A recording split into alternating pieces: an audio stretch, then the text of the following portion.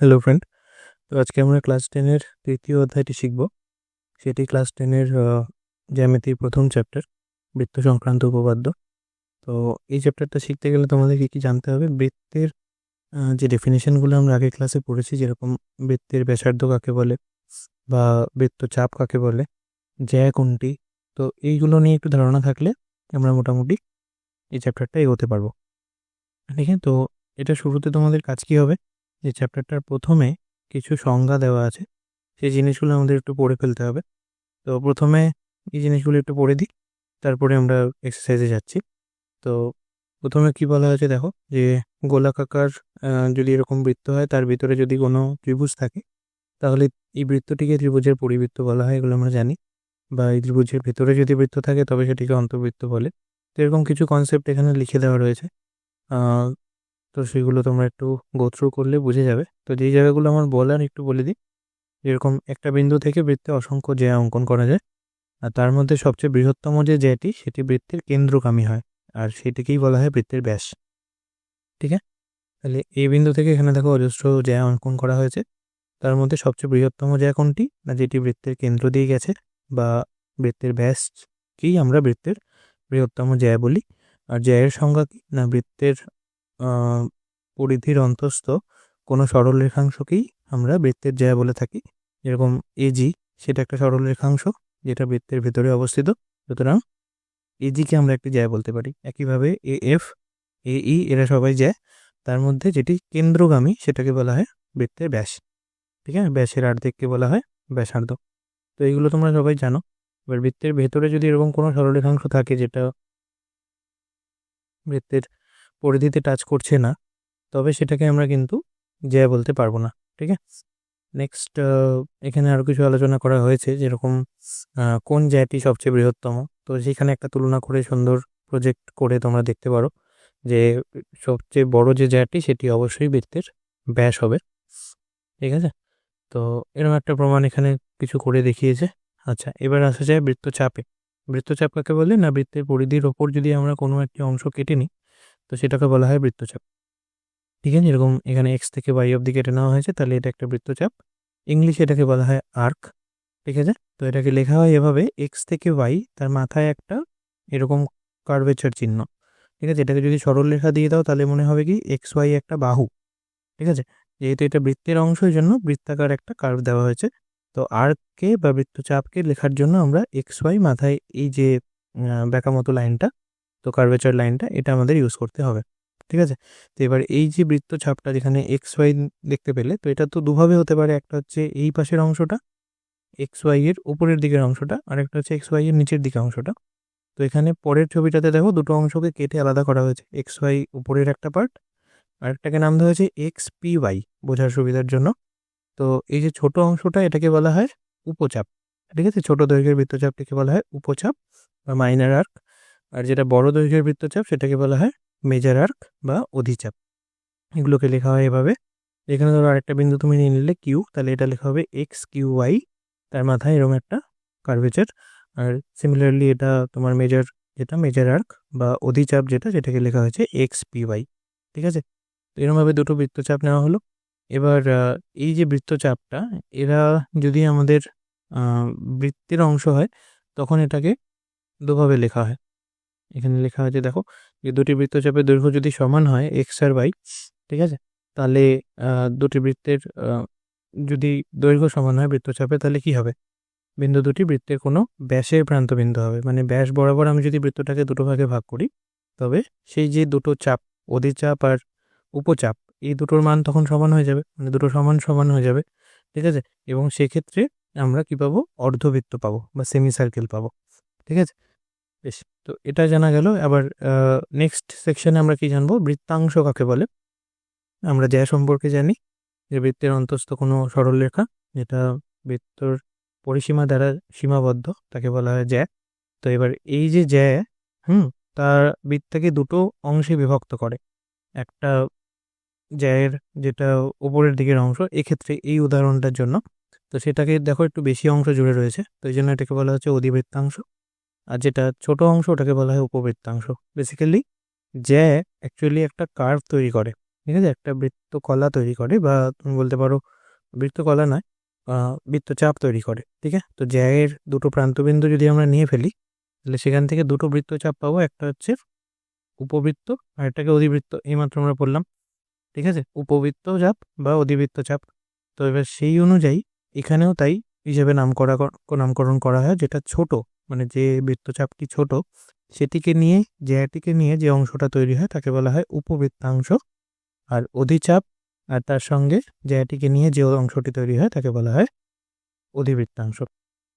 ঠিক আছে, তো এই দুটো বোঝা গেছে। এদের ইংলিশ টার্ম হচ্ছে, উপবৃত্তাংশকে বলা হয় মাইনার সেগমেন্ট, আর যেটা অধিবৃত্তচাপ সেটাকে বলা হয় মেজর সেগমেন্ট। তো একইভাবে আবার আরও যদি স্পেসিফিকভাবে আমরা করি, তাহলে কি হবে, যে বৃত্তকলা যেটি সেটি তো কেন্দ্রে একটা কোণ তৈরি করে। তো সেই অনুযায়ী যেরকম আমরা পিৎজা যখন খাই, তো এই জিনিসটা তখন ব্যবহার করা হয়, যে বৃত্তের যে বৃত্তাংশ বা বৃত্ত চাপটি কেন্দ্রে যত বড় কোণ তৈরি করে তার পরিমাণটা তত বেশি হয়। তো সেই অনুযায়ী যদি তুমি ভাবো যে পিৎজাকে আমি 3টে সমান ভাগে ভাগ করব, তাহলে এক একটা কত করে হতে হবে, 360 পুরো যদি টোটাল ডিগ্রি হয়, টোটাল অ্যাঙ্গেল, তাহলে এক একটি 120 ডিগ্রি করে হবে। তো সেই অনুযায়ী প্রত্যেকটি পিৎজা সমান হবে। এবার ধরো তুমি এরকম করলে, একটা 100 ডিগ্রি বানালে, একটা 100 বানালে, আর থার্ড যেটা সেটা হয়ে গেল 160। ঠিক আছে, 160 প্লাস 200, 360। তো সেই অনুযায়ী যেটা 160 হবে সেই বৃত্তকলাটা বড় হবে। তো সেই অনুযায়ী এখানে বৃত্তকলার কনসেপ্ট, এখানে কি বলা হয়েছে, যে বৃত্তচাপটি বড় সেটি কেন্দ্রে বেশি কোণ তৈরি করবে এবং তার দ্বারা সীমাবদ্ধ ক্ষেত্রফলটাও বড় হবে। ঠিক আছে, তো যেই বৃত্তকলাটা বড় তার দ্বারা উৎপন্ন যে বৃত্তাংশ বা বৃত্তক্ষেত্রটা তৈরি হবে সেটাকে বলা হয় মেজর সেক্টর বা বড় বৃত্তকলা। আর যদি চাপটির পরিমাণ ছোট হয়, যেরকম বির এই নিচের অংশটা যদি আমি নিই, তাহলে সেটা একটা ছোট বৃত্তচাপ, সেটি কেন্দ্রের সঙ্গে যে ক্ষেত্রটি তৈরি করবে, সীমাবদ্ধ অংশটি, সেটিকে বলা হবে মাইনার সেক্টর। ঠিক আছে, তো যত বড় তোমরা পিৎজার অ্যাঙ্গেল নিতে চাও, তত বড় তোমাকে এই বৃত্তকলাটা নিতে হবে বা বৃত্তচাপটা নিতে হবে। ঠিক আছে, তো এরকম একটা কনসেপ্ট এখানে রইলো। নেক্সট হচ্ছে পরের পাতায় যদি যাই, এখানে আমরা দেখছি কি না, এককেন্দ্রীয় বৃত্ত কাকে বলে, যদি অনেক কটি বৃত্ত একটি নির্দিষ্ট বিন্দুর সাপেক্ষে তৈরি হয়, তখন তাদেরকে বলা হয় এককেন্দ্রিক বৃত্ত বা এককেন্দ্রীয় বৃত্ত, কনসেন্ট্রিক সার্কেল হচ্ছে ইংলিশ। ঠিক আছে, তো এখানে কি হয়, প্রত্যেকটি বৃত্তের ব্যাসার্ধের মান আলাদা আলাদা হয়, তার জন্য তাদের পরিসীমাটা একে অপরের থেকে একটু দূরে দূরে হয়। ঠিক আছে, যার ব্যাসার্ধ কম তার পরিসীমাটা কম, তো সেই বৃত্তটি ছোট হবে। তো সেই অনুপাতে এরা হতে থাকে। আর যদি বলে সর্বসমবৃত্ত, তার মানে কি, যদি দুই বা একাধিক বৃত্ত একই ব্যাসার্ধের হয়, তখন তাকে বলা হয় সর্বসমবৃত্ত বা ইকুয়াল অর কনগ্রুয়েন্ট সার্কেল। তো এক্ষেত্রে কি হয়, প্রত্যেকটি বৃত্তের ব্যাসার্ধ, ব্যাস বা পরিসীমা অথবা ক্ষেত্রফল, এই সমস্ত কিছু প্রপার্টি সেম হয়। ঠিক আছে, তাহলে এই অবধি জানার পর তোমরা কোষে দেখি 3.1 নিজেরা করে ফেলতে পারবে। তো আমি কোষে দেখি 3.1টা একটু বলছি না, আমি ডাইরেক্ট চলে যাচ্ছি সিলেবাস আলোচনায়। ঠিক আছে, তো এইটুকু তোমরা আগের ক্লাসে জেনেছো, তাও আরেকবার এখানে বলা হলো। তো এটা জেনে তোমরা 3.1টা করে ফেলতে পারবে। আমি ডাইরেক্ট এখান থেকে সিলেবাস আলোচনা করে তারপর কোষে দেখি 3.2 এর অঙ্কগুলো করার আগে আমরা উপপাদ্য জানবো, এবং উপপাদ্য জানার পর তার ব্যবহার করব কি আমরা 3.2 এর এক্সারসাইজের অঙ্কে। ওকে, তো চলো সিলেবাসটা কি আছে এবার জানা যাক বৃত্ত সংক্রান্ত উপপাদ্যে। তো আমি এখানে অলরেডি লিখেছি, তো জাস্ট একটু গো থ্রু করতে হবে। তো সিলেবাসে আমাদের আছে বৃত্তের জ্যা এবং তার থেকে উৎপন্ন বৃত্তচাপের মধ্যে সম্পর্ক। ঠিক আছে, এটা আমাদের জানতে হবে, যে বৃত্তের জ্যা কাকে বলে, এগুলো আমরা অলরেডি পড়লাম, এবং তার থেকে যে বৃত্তচাপ উৎপন্ন হচ্ছে তার মধ্যে কোনটাকে অধিচাপ, কোনটাকে উপচাপ, কোনটাকে অধিবৃত্ত, কোনটাকে উপবৃত্ত, বা কোনটাকে অধিবৃত্তাংশ, উপবৃত্তাংশ বলা হয়, সেই সম্পর্কে আমরা অলরেডি পড়ে ফেলেছি। তো এটা আমাদের আরেকটু প্র্যাকটিক্যালি জানতে হবে, তো এর জন্য একটা থিওরেম আমরা করব। নেক্সট বলা হচ্ছে বৃত্তের জ্যা এবং সেই জ্যা বৃত্তের কেন্দ্রে যে সম্মুখ কোণ উৎপন্ন করে তার সম্পর্ক। সম্মুখ কোণ বলতে কি, বৃত্তের যে কোনো জ্যা বৃত্তের কেন্দ্রের সঙ্গে একটা কোণ উৎপন্ন করে তাকে বলা হয় সম্মুখ কোণ। ঠিক আছে, তো সেই জ্যাটির দৈর্ঘ্য যত বড় হবে সম্মুখ কোণের মানও তত বড় হবে। তো সেই অনুযায়ী আমরা একটি উপপাদ্য, বা এই উপপাদ্যগুলো অ্যাকচুয়ালি পরীক্ষায় আসবে না, কারণ এগুলোর প্রয়োগ তোমার কি বলে প্রমাণ করবার প্রয়োজন নেই। তো সেই হিসেবেই সিলেবাসে রয়েছে, যাতে জাস্ট একটু ওপর নলেজ তোমাদের থাকে। ঠিক আছে, এগুলো প্রমাণ করতে হবে না। নেক্সট হচ্ছে বৃত্তের জ্যা ও তার উপর বৃত্তের কেন্দ্র থেকে অঙ্কিত লম্বের সম্পর্ক। এইটা খুব ইম্পর্টেন্ট, ঠিক আছে, কারণ এইটার উপর আমাদের সিলেবাসে প্রমাণ রয়েছে, সেটা আমাদের উপপাদ্য হিসাবে পড়তে হবে, ঠিক আছে। তাহলে নাম্বার 3টা ইম্পর্টেন্ট, যে বৃত্তের জ্যা এবং সেই জ্যায়ের উপর অঙ্কিত বৃত্তের কেন্দ্রে থেকে অঙ্কিত লম্বের সম্পর্ক কীরকম হয়। আর চতুর্থটা হচ্ছে বৃত্তের জ্যায়ের দৈর্ঘ্য ও কেন্দ্র থেকে ওই জ্যায়ের দূরত্বের সম্পর্ক। এটাও বলতে পারো মোটামুটি ইম্পর্টেন্ট, ঠিক আছে, এটা আমাদের প্রয়োগে লাগবে। তো জ্যায়ের দৈর্ঘ্যর সাথে কেন্দ্র থেকে ওই জ্যায়ের দূরত্ব ব্যস্তানুপাতি হয়, ঠিক আছে, এখানে ব্যস্ত সম্পর্ক হয়। জ্যায়ের দৈর্ঘ্য ধরো আমি যদি নিই ডি, হ্যাঁ, আর কেন্দ্র থেকে ওই জ্যায়ের দূরত্বকে যদি আমি ধরি এল, তাহলে সম্পর্কটা কি হয়, ডি প্রপোর্শনাল টু 1/L। তো যারা ভেদ জানো তারা এটা বুঝতে পারছো যে যত কেন্দ্র থেকে দূরত্ব বাড়বে, যত দূরত্ব বাড়বে সেই অনুযায়ী জ্যায়ের দৈর্ঘ্য তত কমতে থাকবে, ঠিক আছে। বৃত্তের কেন্দ্র থেকে যত আমি দূরে যেতে থাকবো তত কি হবে, জ্যায়ের দৈর্ঘ্য কমবে। তাই জন্য ডিস্টেন্স যদি বাড়ে, কেন্দ্র থেকে দূরত্ব যদি বাড়ে, তাহলে জ্যায়ের দৈর্ঘ্য এল কমতে থাকবে। আর যত কেন্দ্রের কাছে চলে আসবো আমি, তত আস্তে আস্তে জ্যায়ের দৈর্ঘ্য বাড়তে থাকবে এবং কেন্দ্রে আসলে সেটা সর্বাধিক হবে।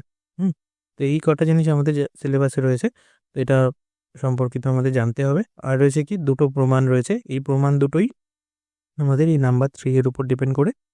প্রথমটি বলা হচ্ছে, ব্যাস নয় এরূপ কোনো জ্যাকে বৃত্তের কেন্দ্র থেকে অঙ্কিত কোনো সরলরেখা সমদ্বিখণ্ডিত করলে সেই সরলরেখাটি জ্যায়ের উপর লম্ব হবে। আমি জাস্ট পড়ছি এখন, আমরা এই দুটো অবশ্যই প্রমাণ করব এক্ষুনি। তো এটা হলো প্রথম, যে যদি কোনো জ্যায়ের উপর বৃত্তর কেন্দ্র থেকে কোনো সরলরেখা টেনে সেই জ্যাটিকে সমদ্বিখণ্ডিত করা হয়, তাহলে সেই সরলরেখাটি জ্যায়ের উপর লম্ব হবে। এটা আমাদের প্রথম প্রমাণ করতে হবে। আর দ্বিতীয় হচ্ছে এরই উল্টোটা, মানে ব্যাস নয় এরূপ কোনো জ্যাকে বৃত্তের কেন্দ্র থেকে অঙ্কিত কোনো লম্ব রেখা সমদ্বিখণ্ডিত করবে, সেটা প্রমাণ করতে হবে। মানে প্রথমে বলা হচ্ছে, যদি কোনো সরলরেখা কেন্দ্র থেকে আমি জ্যায়ের উপর টানি এবং সেটা যদি জ্যাটাকে সমদ্বিখণ্ডিত করে, তার মানে সেটি জ্যায়ের উপর লম্ব হবে। আর দ্বিতীয়ত বলা হচ্ছে, যদি আমি কোনো সরলরেখা টেনে বা কোনো লম্ব রেখা টেনে, বেটার, ঠিক আছে, কেন্দ্র থেকে যদি আমি বৃত্তের জ্যায়ের উপর লম্ব টানি, তাহলে সেই লম্বটি জ্যাটিকে সমদ্বিখণ্ডিত করবে, ঠিক আছে। এই দুটো প্রমাণ আমাদের এই চ্যাপ্টারে আছে। আর তার সাথে সাথে আছে কি, কয়েকটি প্রয়োগ রয়েছে, ঠিক আছে, এই প্রয়োগগুলো এই প্রমাণের উপর বেস করেই রয়েছে। তো আমরা এই সমস্ত কিছু জানবো আর কি এক এক করে। তো এবার নেক্সট টপিক হচ্ছে আমাদের মার্কস ডিস্ট্রিবিউশন। এই চ্যাপ্টারের কীরকম মার্কস আসতে পারে। তো MCQ টাইপের কিছু কোয়েশ্চেন, যেরকম আমাদের জ্যামিতিতে মোট 4টে কি 5টে চ্যাপ্টার আছে, তো তার মধ্যে থেকে 3 মার্কস আসবে, ঠিক আছে। 1 মার্কসের MCQ, 1 মার্কসের শূন্যস্থান পূরণ এবং 1 মার্কসের সত্য মিথ্যা। তো তার মধ্যে থেকে এই চ্যাপ্টারটা থেকে একটা কোয়েশ্চেন আসতে পারে, এমন নয় যে আসবেই, ঠিক আছে, কপাল ভালো থাকলে আসবে, না তো আসবে না। তো এই 1 মার্কসটা কনফার্ম না। SCQ হিসাবে এই চ্যাপ্টার থেকে 2 মার্কসের একটা কোয়েশ্চেন আসার সম্ভাবনা প্রচণ্ড বেশি, ওই জন্য আমি এটাকে স্টার দিয়ে রেখেছি। তো 2 মার্কসের কোয়েশ্চেন এখান থেকে আসতে পারে। প্রমাণ হিসাবে 5 মার্কসের যে দুটো প্রমাণ রয়েছে, তার মধ্যে একটা আসতেও পারে, নাও আসতে পারে, যেহেতু আবার ওই একই কথা, 5টা চ্যাপ্টার রয়েছে, মোট 10 থেকে 12টি উপপাদ্য রয়েছে। তো তার মধ্যে থেকে যে কোনো দুটো দেবে, তোমাকে একটা করতে হবে। তো এই চ্যাপ্টারে যে দুটো রয়েছে সেই দুটো যে আসবে সেমন কোনো মানে নেই, কিন্তু তাও তোমাকে করতে হবে। তো 5 মার্কসের উপপাদ্য আসতেও পারে, নাও পারে, কিন্তু যদি আসে তাহলে 5 হয়ে গেল এখানে। যদি 2 মার্কসের একটা কোশ্চেন আসে তাহলে 2, 1 মার্কসেরও ধরে নাও, খুব কপাল ভালো, তাহলে একটা চলে এলো, তাহলে 5 + 2 + 1, 8 মার্কস এখান থেকে তুমি পেতে পারো। এইবার যদি এই দুটো শর্ট কোশ্চেন না আসে, তাহলে একটা 3 মার্কসের প্রয়োগ এখান থেকে আসতে পারে। 3 মার্কসের প্রয়োগ বলতে যেটা জাস্ট প্রমাণ করতে হয় আমাদের, তো সেটাও এখান থেকে আসতে পারে।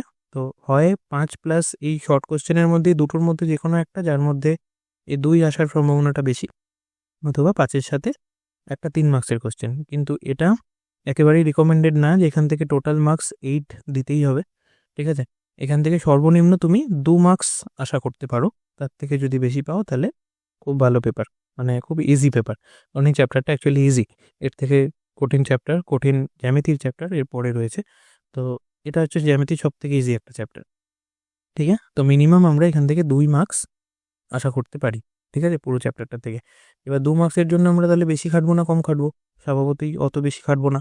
তো এখান থেকে কি করব, আমরা দুটো উপপাদ্য যেটা আমাদের সিলেবাসে রয়েছে, ওই দুটো উপপাদ্য সম্পর্কে খুব ভালোভাবে জানবো। আর কিছু থিওরি আছে, সেই থিওরিগুলো আমি তোমাদের সাথে ডিসকাস করব, কিন্তু সেটা পরীক্ষাতে আসবে না। জাস্ট জেনে রাখা বা বলতে পারো একটা কনসেপচুয়াল বেস ভালো করে ক্রিয়েট করার জন্য আমি থিওরিগুলো বলছি। আর নেক্সট হচ্ছে তোমার উপপাদ্য দুটো করতেই হবে, ভেরি ইম্পর্টেন্ট দুটো উপপাদ্য। আর থার্ড হয়ে গেল এখানে এই যে বলছি 2 মার্কসের কিছু কোশ্চেন আসতে পারে, তাহলে এই 2 মার্কসের শর্ট অ্যান্সার টাইপ কোশ্চেন এখান থেকে বেশ কিছু আসতে পারে। তো সেই কোশ্চেনগুলো আমরা এক্সারসাইজ থেকে বা উদাহরণের থেকে যতগুলো আছে সব কটা আমরা মোটামুটি করার চেষ্টা করব। ওকে, বেশ, চলো তাহলে পরের পার্টে যাওয়া যাক। আমরা এখানে প্রথমে কি করছি, প্রথমে কনসেপ্টটা ক্লিয়ার করছি। তো থিওরি টাইপের কিছু কোশ্চেন আমরা এখানে ডিসকাস করছি। তার মধ্যে যেটা ইম্পর্টেন্ট আমি বলে দেবো, যেটা ইম্পর্টেন্ট না সেটা জাস্ট শুনবে, লিখবে, কিন্তু পরীক্ষার জন্য সেটা প্রিপেয়ার করার দরকার নেই। ওকে, তার মধ্যে প্রথম কোশ্চেনটা এটাই, ঠিক আছে?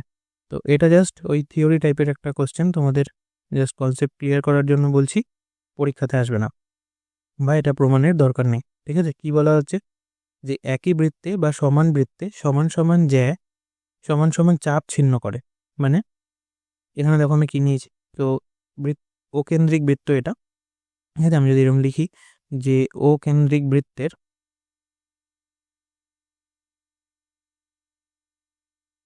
দুটি সমান জ্যা,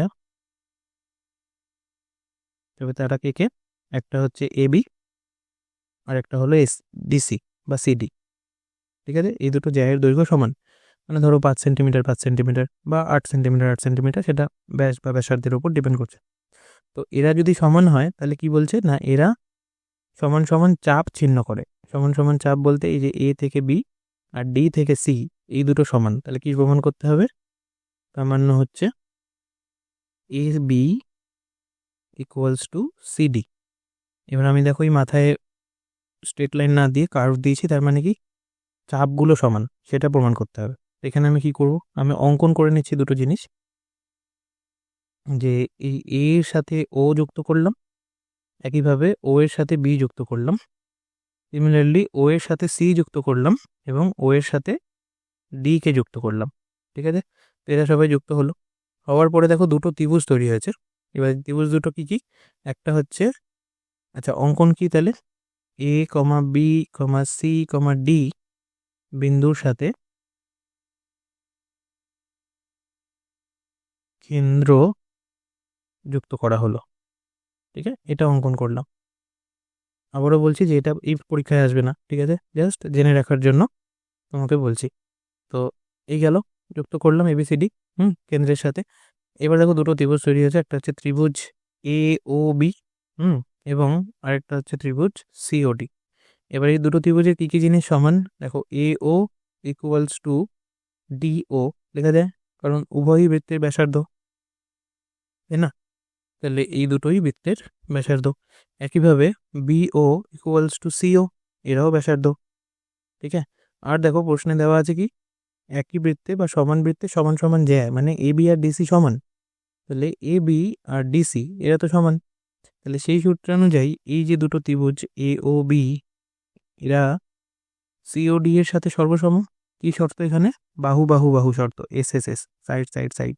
তাহলে এই শর্তানুযায়ী যদি এরা সর্বসম হয়, তাহলে এখানে বলা যায় যে সমান বাহুর বিপরীত কোণ, মানে অ্যাঙ্গেল এ ও বি, তার সাথে অ্যাঙ্গেল ডি ও সি সমান, ঠিক আছে? সর্বসমতার শর্তানুযায়ী এটা লেখা যায়। তাহলে সেই অনুযায়ী যদি তুমি লেখো এও বি আর সিওডি, এবার আমরা কি জানি যে কেন্দ্রস্থ কোণটা যদি সমান হয়, তার যে বৃত্তচাপ সেটিও সমান হয়। তাহলে সেই কেন্দ্রস্থ কোণটি যে বৃত্তচাপ তৈরি করবে তার মান সমান হয়। এটা কোথা থেকে পাচ্ছি, এটা ধরো এই কোণটার মান হচ্ছে থিটা। যারা জ্যামিতি তে অ্যাঙ্গেল টাইপের জিনিসপত্র করেছো তারা থিটা সম্পর্কে জানো। থিটা হচ্ছে কোণ পরিমাপের জন্য একটা ভ্যারিয়েবল হিসেবে আমরা থিটা ধরি। ত্রিকোণমিতিতে থিটার ব্যবহার প্রচণ্ড রয়েছে। তো এবার তোমরা যদি এরম ভাবো যে টোটাল 360 ডিগ্রি তো আমার কোণ তৈরি হয়, হ্যাঁ, তাহলে 360 ডিগ্রি কোণের জন্য কত বড় বৃত্তচাপ রয়েছে, 2πr রয়েছে। 2πr মানে বৃত্তের পরিসীমা। তাহলে 360 ডিগ্রি যদি কেন্দ্রে উৎপন্ন হতে হয়, তার জন্য প্রয়োজনীয় পরিসীমা হচ্ছে 2πr, বা প্রয়োজনীয় বৃত্তচাপের দৈর্ঘ্য হচ্ছে 2πr, হলো? তো সেই অনুযায়ী যদি আমার থিটা কোণ হয় কেন্দ্রে, তাহলে তার জন্য কত বড় চাপ দরকার, 2πr divided by 360 into theta, ঠিক আছে? তো এই যে মানটা, এটা কি, এটা তো একটা বৃত্তচাপ, সেন্টিমিটার হতে পারে, মিটার হতে পারে, যাই হোক। তো এবার সেটা পরিধির উপর অবস্থিত কোনো বৃত্তচাপ। এবার কেন্দ্রস্থ কোণ দুটো যদি সমান হয় তাহলে এই চাপ দুটো সমান হবে, সেন্টিমিটারে একই দৈর্ঘ্যের চাপ হবে। সুতরাং এখান থেকে আমরা কি বলতে পারি যে এবি আর ডিসি এই দুটো চাপের মান সমান। ঠিক আছে, তো এটাই হলো প্রমাণ যে সমান সমান চাপ তারা চিহ্ন করবে। বেশ, এটা গেল বোঝা, কিন্তু এটা জাস্ট জানার জন্য আবারও বলছি, পরীক্ষায় এরকম কোশ্চেন আসবে না, এটা আসবে না। এটা জাস্ট সিলেবাসে রয়েছে। এবার সিলেবাসটা আমি তোমাকে এতবার বলছি যে সিলেবাসে রয়েছে, তো তোমরা বইয়ের শুরুতে চলে যাবে, একদম শুরুতে গিয়ে তোমরা দেখবে যে ওখানে সিলেবাস বলে একটা পোর্শন আছে, যেখানে বলা আছে কোন চ্যাপ্টারের কোন কোন টপিকগুলো তোমাদের জানা প্রয়োজন। তো আমি শুধু সেই টপিকগুলো তোমাদের জানিয়ে যাচ্ছি। সেইখানে এটাও লেখা আছে যে প্রমাণের প্রয়োজন নেই। তো এইগুলোর পাশে পাশে দেখবে ব্র্যাকেটে লেখা আছে প্রমাণের প্রয়োজন নেই, এরমভাবে কিছু একটা। ঠিক আছে, তো প্রয়োজন নেই বলেই তোমাদের বলছি যে এটা পরীক্ষায় এভাবে আসবে না, জাস্ট জেনে রাখা। নেক্সট কি বলছে, আর এগুলো বইতে নেই, সেই জন্য তোমাদের এতবার করে বলছি, বইতেও জাস্ট এগুলো অ্যাভয়েড করে করে গেছে। নেক্সট 2 বলা হচ্ছে যে একই বৃত্তে বা সমান বৃত্তে সমান সমান জ্যা বা সমান সমান বৃত্তচাপ বৃত্তের কেন্দ্রে সমান সমান কোণ উৎপন্ন করে। তাহলে এখানে এর ঠিক আগে যেটা করলাম তার উল্টোটা। এখানে কি বলা হচ্ছে, যদি আমি একটা বৃত্ত নিই, ও কেন্দ্রিক বৃত্ত এটা, তো এই বৃত্তে একই বৃত্তে বা সমান বৃত্তে, তো এরকম দুটো বৃত্ত নিয়েও করতে পারো। ঠিক আছে, সমান সমান জ্যা, তাহলে একটা জ্যা আমি এরকম নিলাম, ঠিক আছে, আরেকটা জ্যা আমি এরকম নিলাম, তাহলে দুটো সমান সমান জ্যা, তাদের নাম দিয়ে দিই এবি আর সিডি।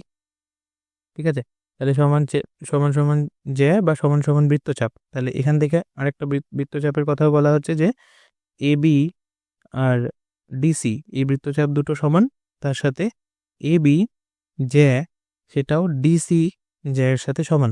ঠিক আছে, বৃত্তচাপ বৃত্তের কেন্দ্রে সমান কোণ উৎপন্ন করে, তাহলে এই যে বৃত্তের কেন্দ্রে এরা সমান কোণ উৎপন্ন করবে সেটা তোমায় প্রমাণ করতে হবে, সেম প্রমাণ। ঠিক আছে, তো দুটো ত্রিভুজ তৈরি হলো, এ ও বি আর ত্রিভুজ সিওডি। ঠিক আছে, তো এই যে দুটো ত্রিভুজ তৈরি হলো, সেই দুটো ত্রিভুজের ক্ষেত্রে কি কি প্রমাণ করতে হবে? তো আমাদের দুটো বাহু সমান আমরা জানি, এ ওর সাথে সিও বা ডিও এরা সমান, একইভাবে বি ওর সাথে আর কি বলে রইল সিও এরা সমান, কারণ কি এরা উভয়ই ব্যাসার্ধ। ঠিক আছে, তো এরা যদি ব্যাসার্ধ হয়ে থাকে তাহলে এই দুটো বাহু সমান। আর থার্ড বলা হচ্ছে সমান জ্যা, তাহলে এ বি তার সাথে সিডি সমান। ঠিক আছে, তাহলে এই দুটো যেহেতু সমান, তাহলে ফাইনালি কি বলা যায় যে দুটো ত্রিভুজ এ ও বি এবং ত্রিভুজ সি ও ডি এরা সর্বসম। কি কি শর্তে? সাইড সাইড সাইড শর্তে। ঠিক আছে, তাহলে এই শর্তে এরা যদি সর্বসম হয়ে থাকে তাহলে আমরা কি বলতে পারি, সুতরাং angle A O B equals to angle COD সর্বসমতা শর্ত অনুযায়ী। সর্বসম ত্রিভুজের অনুরূপ কোণ লেখা যায়। ঠিক আছে, হলো, তো এই হলো 2। নেক্সট নাম্বার 3-তে যাই। বলছে কি দুটি জ্যা কোনো বৃত্তের কেন্দ্রে সমান সমান কোণ উৎপন্ন করলে তাদের দৈর্ঘ্য সমান। এখানে এবার কি বলা হচ্ছে একটু ঘুরিয়ে, যে যদি এটা বৃত্তটা হয়, আবার ও কেন্দ্রিক বৃত্ত নিচ্ছি। ঠিক আছে, তাহলে দুটো জ্যা এখানে বলেছে, জ্যা দুটোর দৈর্ঘ্য সমান এখানে বলা নেই। ঠিক আছে, তাহলে আমরা কি নিলাম, ধরে নিই একটা জ্যায়ের নাম হচ্ছে পি কিউ আর একটা হচ্ছে আর এস। ঠিক আছে, বারবার এবিসিডি নিচ্ছি না, এটাও ইম্পর্টেন্ট নয়, জাস্ট জেনে রাখা। তো দুটি জ্যা কোনো বৃত্তের কেন্দ্রে সমান সমান কোণ উৎপন্ন করেছে, তাহলে এরা এই যে বৃত্তের কেন্দ্রটা ও এখানে সমান কোণ উৎপন্ন করেছে। ঠিক আছে, এটা বলা আছে যে এই কোণটার সাথে এই কোণটার মান সমান। তাহলে আমরা কি লিখব, প্রদত্ত কি কি আছে, পি কিউ ও আর এস জ্যা কেন্দ্রে সমান কোণ উৎপন্ন করে, এটা দেওয়া আছে। ঠিক আছে, উৎপন্ন করে। বেশ, তাহলে সমান কোণ উৎপন্ন করলে কি প্রমাণ করতে হবে, যে তাদের দৈর্ঘ্য সমান, মানে এই যে দুটোর দৈর্ঘ্য সমান সেটা প্রমাণ করতে হবে। কীভাবে করব, তাহলে এখানে কি করেছি, কিছু অঙ্কন করার দরকার আছে? দরকার নেই, জাস্ট ডাইরেক্ট প্রমাণে চলে যাওয়া যাক। তো এখানে প্রমাণে গিয়ে কী লিখবো, আবার ওই একই ত্রিভুজ পি ও কিউ, হ্যাঁ, এবং ত্রিভুজ আর ও এস এর ক্ষেত্রে কি কি জিনিস সমান? দেখো, পি ও ইকুয়ালস টু আর ও। কেন? ব্যাসার্ধ, ঠিক আছে। একইভাবে QO ইকুয়ালস টু SO, এরাও ব্যাসার্ধ, ঠিক আছে। লাস্ট কি লেখা যায়? লাস্ট এটা লেখা যায় angle POQ equals to angle ROS। এটা প্রশ্নে দেওয়া আছে যে এই দুটো জ্যা PQ এবং RS কেন্দ্রে সমান কোণ উৎপন্ন করেছে, তাহলে এটা প্রদত্ত, ঠিক আছে। তাহলে সেই সূত্রানুযায়ী এই যে দুটো ত্রিভুজ বেরোলো আমাদের POQ, সেটা সর্বসম কার সাথে? ROS এর সাথে। এখানে শর্ত কি? বাহু কোণ বাহু, সাইড অ্যাঙ্গেল সাইড শর্ত, ঠিক আছে। তাহলে সেই সর্বসমতার শর্তানুযায়ী এই দুটো ত্রিভুজ সর্বসম। এবার সর্বসম ত্রিভুজের বাহুগুলো অনুরূপ, তার মানে এখানে PQ ইকুয়ালস টু RS, এই বাহু দুটো সর্বসমতার শর্তানুযায়ী সমান, ঠিক। তো সেভাবে লিখলে PQ ইকুয়ালস টু RS, সুতরাং জ্যা দুটির দৈর্ঘ্য সমান, ঠিক আছে। এটা লেখার দরকার নেই। তো PQ আর RS এই দুটো জ্যায়ের দৈর্ঘ্য সমান। এর মাথায় কিন্তু আমি স্ট্রেট লাইন টানছি, কারণ এটা জ্যা, ঠিক আছে, বৃত্তচাপ নয়। বেশ, তো এই তিনটে গেল। নেক্সট হচ্ছে 3টি অসমরেখ বিন্দু দিয়ে একটি মাত্র বৃত্ত অঙ্কন করা সম্ভব। এই ছবিটা কিরকম? মানে এখানে বলা হচ্ছে কি, যে যদি 3টে বিন্দু এরকম হয়, এখানে একটা ধরো, এখানে একটা আছে, এখানে একটা আছে, তাহলে এই 3টে বিন্দু দিয়ে একটি মাত্র বৃত্ত অঙ্কন করা সম্ভব, সেটা প্রমাণ করতে হবে, ঠিক আছে। এবার এই 3টে বিন্দু দিয়ে একটি মাত্র বৃত্ত মানে এদেরকে তাহলে অসমরেখ হতে হবে। যদি একটাই সরল রেখার উপর 3টে বিন্দু হয় ABC, তাহলে তাদেরকে দিয়ে তো বৃত্ত আঁকা যাবে না। হ্যাঁ, সরল রেখাংশ হয়ে গেছে এটা। তো 3টে বিন্দু যদি অসমরেখ হয়, এরমভাবে থাকে, তবে তাদেরকে দিয়ে বৃত্ত আঁকা সম্ভব, ঠিক আছে। তো এখানে প্রদত্ত কি কি আছে দেখো, এটা বইতে আছে, তোমরা বইতে খুঁজলেও পাবে। প্রদত্ত হচ্ছে যে আমরা ধরে নিচ্ছি যে ABC এই 3টে বিন্দু, ঠিক আছে। ABC এরা অসমরেখ বিন্দু। এটাও ইম্পর্টেন্ট নয়, প্রমাণের প্রয়োজন নেই, লেখা আছে স্পষ্ট, শুধু জেনে রাখা, ঠিক আছে। তো এই 3টে বিন্দু হচ্ছে অসমরেখ বিন্দু। এবার প্রমাণ কি করতে হবে? প্রামাণ্য। প্রামাণ্য হচ্ছে ABC বিন্দু 3টি দিয়ে একটি মাত্র বৃত্ত অঙ্কন করা যায়, এটা প্রমাণ করতে হবে, ঠিক আছে। একটি মাত্র বৃত্ত অঙ্কন করা সম্ভব, এটা তোমাকে প্রমাণ করতে হবে, ঠিক আছে। তো এবার অঙ্কন কি করব আমরা? অঙ্কন করেছি কি না, এই A আর B জুড়ে দেবো প্রথমে, ঠিক আছে। তাহলে A আর B এই দুটোকে জুড়লাম, একইভাবে B এবং C এটাকেও জুড়ে দেবো, ঠিক আছে। তো AB আর BC এদেরকে যুক্ত করলাম, তাহলে A, B, AB R BC যুক্ত করা হলো। আর কি করা হলো না, AB বাহুর ওপরে আমরা একটা লম্ব সমদ্বিখণ্ডক আঁকবো, AB এবং BC দুটোর ওপরেই। লম্ব সমদ্বিখণ্ডক মানে যারা AB বাহুটাকে লম্বভাবে সমদ্বিখণ্ডিত করেছে, একইভাবে যারা BC বাহুকে লম্বভাবে সমদ্বিখণ্ডিত করেছে। আর ধরা হলো কি না, এই দুটো লম্ব সমদ্বিখণ্ডক ও বিন্দুতে মিলিত হলো, ঠিক আছে। তাহলে আমরা কি লিখবো, যে AB ও BC BC এর ওপর, এটার নাম দেওয়া যাক PQ, এটার নাম দেওয়া যাক RS। তাহলে PQ এবং RS লম্ব সমদ্বিখণ্ডক আঁকা হলো, যারা ও বিন্দুতে মিলিত হলো, ঠিক আছে, ও বিন্দুতে ছেদ করলো।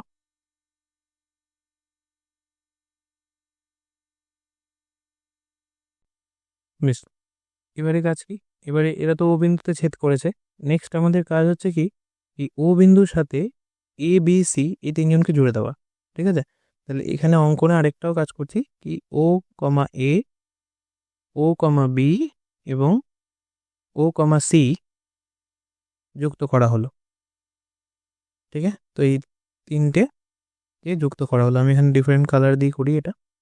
তাহলে OA, ঠিক আছে, OB এবং OC এই তিনজনকে জোড়া হলো, ওকে।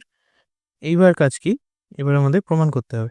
তাহলে এখানে দেখো দুটো ত্রিভুজ পেয়েছি আমরা, একটা ও এ বি, ঠিক আছে, আরেকটা হচ্ছে তোমার ওবিসি, ঠিক আছে। তাহলে এটা কি রকম লেখা যায়, যে ত্রিভুজ ও এ বি এর এক্ষেত্রে কি হবে, আমরা লম্ব সমদ্বিখণ্ডক টেনেছি, তার মানে এটা ধরো এ বি কে ডি বিন্দুতে ছেদ করলো, আর এটা ধরো ই বিন্দুতে ছেদ করলো, ঠিক আছে।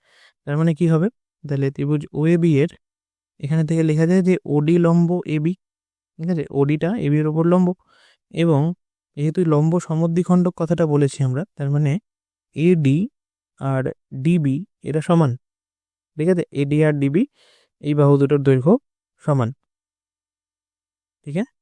তো এটা প্রথম।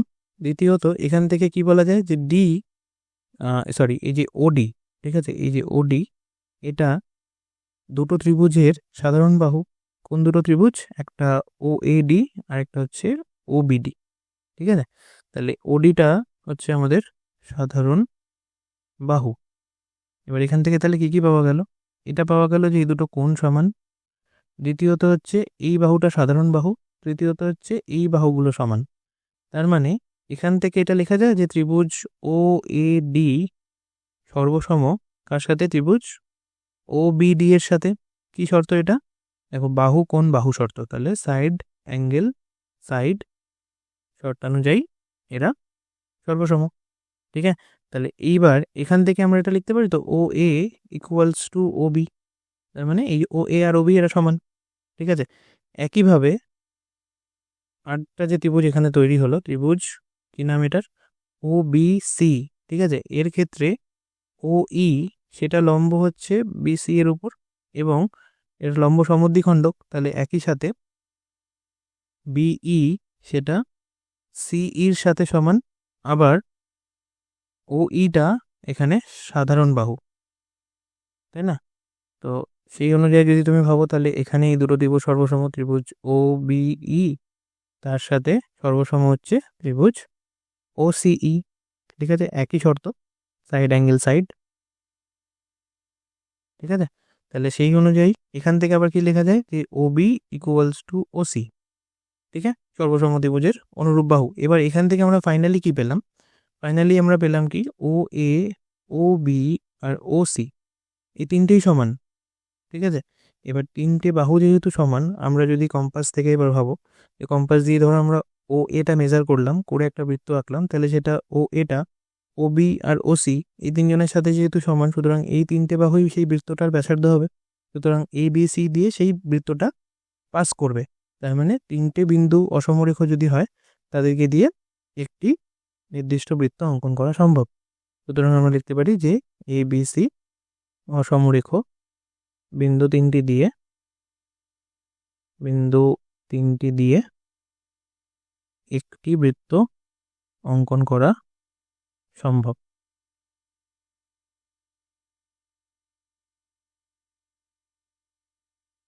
ঠিক আছে। তো এই গেল এর প্রমাণ। ওকে, নেক্সট পরেরটাতে যাওয়া যাক। এবার এই পরের যেগুলো করব এগুলো কিন্তু খুব ইম্পর্টেন্ট, এগুলো পরীক্ষাতে প্রায় ঘুরিয়ে পেঁচিয়ে আসে, ঠিক আছে, কপাল খুব ভালো থাকলে তবে।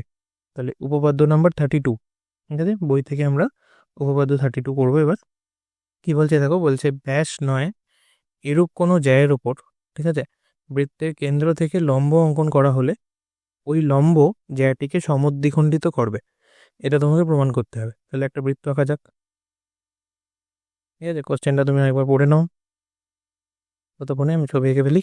তাহলে এই গেল বৃত্তের কেন্দ্র, বলা হচ্ছে কি ব্যাস নয় এরূপ কোনো জ্যায়ের ওপর, তাহলে এটা যদি আমার জ্যাটা হয়, তাহলে এটা ব্যাস নয় এরূপ কোনো জ্যা, সাপোজ এটা হচ্ছে এ বি, ঠিক আছে।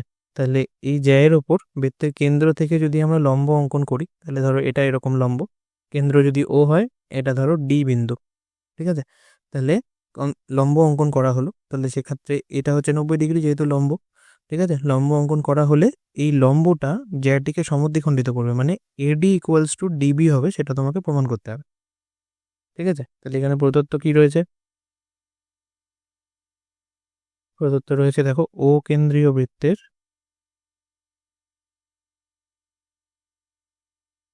ব্যাস নয় এরূপ একটি জ্যা হলো এবি,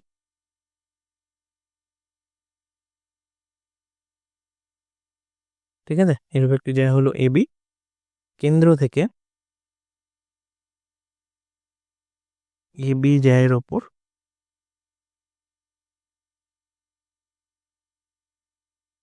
ওডি লম্ব অঙ্কন করা হলো। ঠিক আছে, ওডি লম্ব, ব্যাস এটুকু লেখো। অঙ্কন আমরা কিছু করিনি, এটা কোশ্চেনে দেওয়া। ঠিক আছে, তাহলে এটাও প্রদত্ত রয়েছে যে এবি জ্যায়ের ওপর ওডি একটি লম্ব। এবার কি আমাদের প্রমাণ করতে হবে? প্রমাণ করতে হবে যে এই জ্যাটিকে সমদ্বিখণ্ডিত করা হয়েছে কোনটি দ্বারা? ওডি লম্বের দ্বারা। তার মানে এখানে কি লিখবো? যে ওডি এবি জ্যাকে সমদ্বিখণ্ডিত করবে। ঠিক আছে, এটা আমাকে প্রমাণ করতে হবে, অর্থাৎ এটা আমাদের লিখতে হবে, প্রমাণ করতে হবে যে এডি ইকুয়ালস টু ডিবি। ঠিক আছে, এটা প্রমাণ করতে হবে। এখানে আমরা অঙ্কন করব কি? আমরা এই ও বিন্দুর সাথে এ আর ও এর সাথে বি এই দুটোকে যুক্ত করব। তাহলে আমরা কি করলাম? ও এ আর ও বি এই দুজনকে যুক্ত করলাম। ঠিক আছে, তো এটা অঙ্কন হিসেবে আমরা কি লিখছি? ও এ কমা ও বি যুক্ত করা হলো। ঠিক আছে, তাহলে এই দুজনকে যুক্ত করা হলো। এবার অঙ্কন তো কাজ শেষ, এবারের কাজ হচ্ছে দুটো ত্রিভুজ এসে গেছে, এবার আমাদের প্রমাণের দিকে এগোতে হবে। ঠিক আছে, তো প্রমাণ কিভাবে করব? দেখো, দুটো ত্রিভুজ আমরা পেয়েছি না এখানে? কি কি ত্রিভুজ তারা? ত্রিভুজ ও এ ডি এবং ত্রিভুজ ও বিডি। ঠিক আছে, এর ক্ষেত্রে এই দুটো ত্রিভুজের ক্ষেত্রে কি কি জিনিস সমান? এক তো তোমার ও এ ইকুয়ালস টু ও বি, এটা কি বৃত্তের ব্যাসার্ধ। ঠিক আছে, তো এটা গেল প্রথম। দ্বিতীয়ত হচ্ছে ও ডি, যেটা এই ওডিটা হচ্ছে সাধারণ বাহু, তাই না? তাহলে সাধারণ বাহু হিসাবে এই বাহুটা দুটো ত্রিভুজেরই সাধারণ। আর নেক্সট হচ্ছে angle O D A equals to angle O D B, কারণ এখানে কোশ্চেনে বলা আছে, দেখো এটা লম্ব, ওডিটা লম্ব, যেহেতু এখানে ওডি লম্ব এ বি, সুতরাং এই দুটো কোণই সমকোণ বা 90 ডিগ্রি। ঠিক আছে, তাহলে সেই সূত্র অনুযায়ী এখানে কি লেখা যায়? আমি পাশে করছি, তোমরা নিচে নিচে করবে পরীক্ষাতে, পাশাপাশি করবে না কোনোভাবেই। তাহলে এখানে কি লেখা যায়? যে ত্রিভুজ ও এ ডি এটা সর্বসম কার সাথে? ত্রিভুজ ও বিডি এর সাথে। কিন্তু এখানে শর্ত কি হবে? দেখো, এখানে রাইট অ্যাঙ্গেল আছে, 90 ডিগ্রি আছে, তাহলে রাইট অ্যাঙ্গেল আমরা নিয়েছি, তার সাথে হাইপোটেনিউস নিয়েছি অপোজিট সাইড, তাহলে রাইট অ্যাঙ্গেল, হাইপোটেনিউস আর একটা কমন সাইড নিয়েছি। তাহলে শর্ত হচ্ছে এখানে কি? RHS, right angle hypotenuse side, হাইপোটেনিউস মানে অতিভুজ। ঠিক আছে, তাহলে এই শর্ত অনুযায়ী আমাদের এটা হচ্ছে দুটো ত্রিভুজ হচ্ছে সর্বসম। ঠিক আছে, রাইট অ্যাঙ্গেল কোনটা? এটা হচ্ছে রাইট অ্যাঙ্গেল সমকোণ। হাইপোটেনিউস কোনটা? ও এ আর ও বি, এটা হচ্ছে অতিভুজ। ঠিক আছে, আর একটা কি? আর একটা হচ্ছে সাধারণ বাহু ওডি, তাহলে রাইট অ্যাঙ্গেল হাইপোটেনিউস সাইড, এই শর্তানুযায়ী এরা সর্বসম। এবার সর্বসম ত্রিভুজের অনুরূপ বাহু হচ্ছে এই এডি আর বিডি। ঠিক আছে, সর্বসমতার শর্তানুযায়ী সর্বসম ত্রিভুজের অনুরূপ বাহু। ঠিক আছে, বুঝতে পেরেছ নিশ্চয়ই? তাহলে এই দুটো ত্রিভুজ যখনই সর্বসম হয়ে গেল, এদের এই বাহুগুলো সমান সমান হয়ে গেল, এডি আর বিডি। আর এটাই আমাকে প্রমাণ করতে হতো, এডি ইকুয়ালস টু বিডি বা ডিবি। তাহলে জ্যাটিকে তারা লম্ব সমদ্বিখণ্ডিত করবে। সুতরাং প্রমাণ হয়ে গেল কি? যে ওডি লম্ব এ বি জ্যাকে সমদ্বিখণ্ডিত করবে।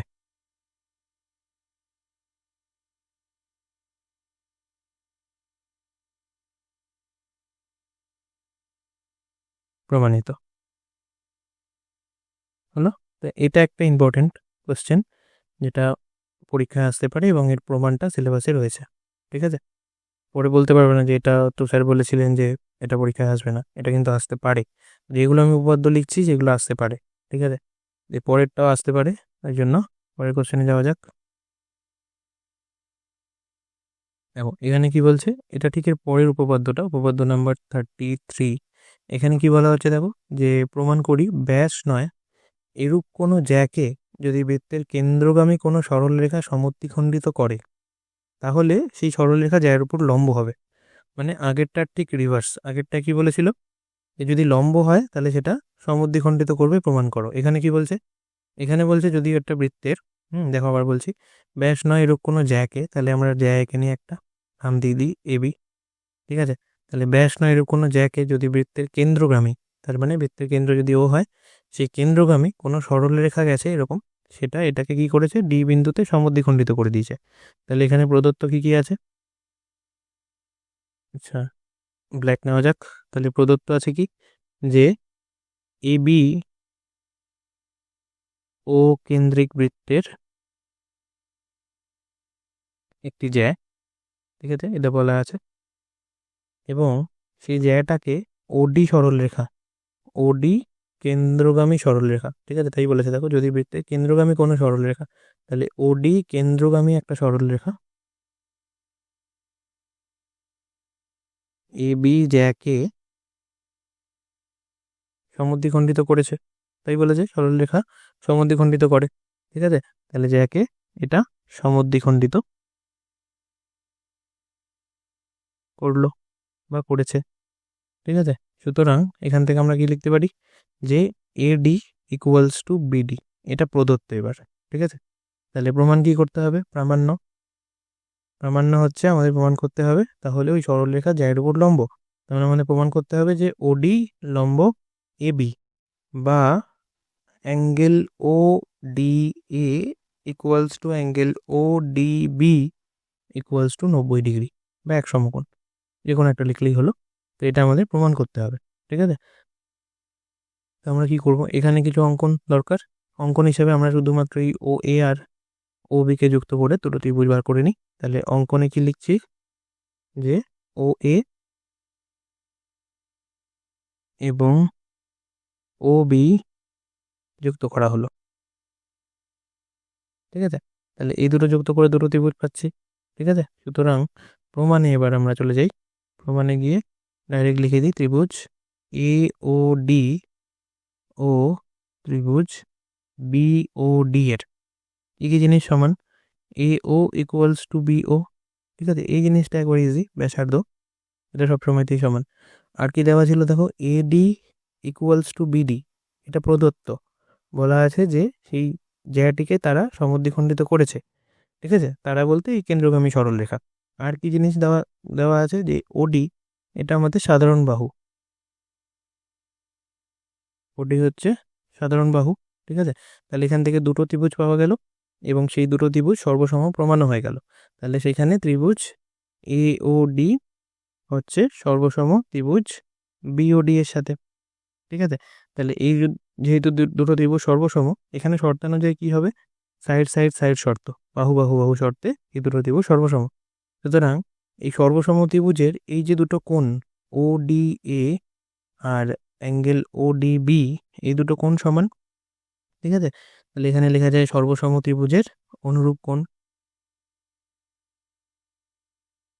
ঠিক আছে। তাহলে এই যে সর্বসম ত্রিভুজের অনুরূপ কোণ এরা, তাহলে এরা তো সমান। এবার এই যে দুটো কোণ, এটা তো একটাই সরলরেখা এ বি এর একই পার্শ্বে তৈরি হয়েছে, তার মানে এখানে আমরা একটা স্টেটমেন্ট লিখতে পারি, যেহেতু অ্যাঙ্গেল ও ডি এ ও angle O D B A B সরলরেখার একই পার্শ্বে উৎপন্ন দুটি, এগুলোকে কি বলা হয়, সন্নিহিত কোণ, পাশাপাশি থাকলে তাদের বলে সন্নিহিত কোণ, ঠিক আছে, সন্নিহিত কোণ। সুতরাং এটা আমরা লিখতে পারি যে ও ডি এ এবং ও ডি বি একই পাশে যেহেতু তৈরি হয়েছে, তাহলে তাদের যোগফল কত হবে, 180 ডিগ্রি। একই পাশে উৎপন্ন হওয়া কোণ। এবার ওডি এ আর ওডি বি এরা তো সমান, তাহলে এটাকে দুজনকে একসাথে এরকম লেখা যায় টু অ্যাঙ্গেল ওডি এ, ঠিক আছে। তাহলে টু অ্যাঙ্গেল ওডি এ যদি 180 ডিগ্রি হয়, তাহলে শুধু অ্যাঙ্গেল ওডি এর মান কত হবে, 90 ডিগ্রি হবে। একইভাবে আমরা এটাও লিখতে পারি, অ্যাঙ্গেল ওডি এ যদি 90 ডিগ্রি হয়, তাহলে অ্যাঙ্গেল ওডি বিও 90 ডিগ্রি হবে, ঠিক আছে। তাহলে এই যে দুটো কোণ, এরা তখন কি প্রমাণ হয়ে যাবে, যে দুজন কোণই এক সমকোণ বা 90 ডিগ্রি, অতএব ওডি সেটা লম্ব এ বি এর ওপর, এটাই আমাদের প্রমাণ করতে হতো, ঠিক আছে। তো এই লাস্টের স্টেপটা একটু মনে রেখো, যে ওই সরলরেখা যার উপর লম্ব সেটা প্রমাণ করতে হলে আমাকে এই কোণ দুটো সমান প্রমাণ করতে হলো, এবং সেই কোণ দুটো একই সরলরেখার একই পাশে উৎপন্ন তৈরি হয়েছে। তো সেই হিসাবে তাদের সমষ্টি হবে 180 ডিগ্রি। তো সেখানে যদি তাদের সমষ্টি 180 ডিগ্রি হয়, তাহলে প্রত্যেকটি কোণের যেহেতু মান সমান, তাহলে এটা 2 ইন্টু যে কোনো একটি কোণ লেখা যায়, তো সেটা হয়ে যাবে 180 ডিগ্রি, তার মানে সেই কোণটির মান হয়ে যাবে 90 ডিগ্রি। এবার সেটা 90 হলে বাকিটা 180 মাইনাস 90 করলে আবার 90 হবে। তো সেক্ষেত্রে আমাদের প্রমাণ হয়ে যাবে যে ওডি লম্ব এবি। এটা খুব ইম্পর্টেন্ট প্রমাণ একটা, এটাও পরীক্ষায় আসে, ঠিক আছে।